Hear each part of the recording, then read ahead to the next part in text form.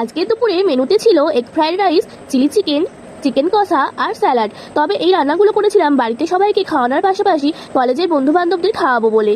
ওদের অনেকদিন থেকে খাওয়াবো করে আর খাওয়ানোই হয়ে উঠছিল না, তাই ভাবলাম আজকে খাওয়াতেই হবে।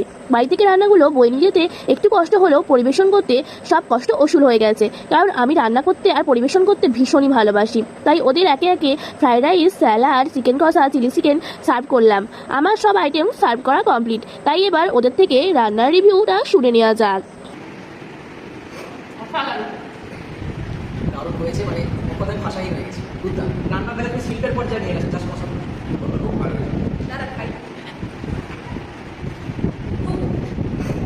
এতটাই ভালো লেগেছে যে পুরো পাত পরিষ্কার করে ফেলেছে।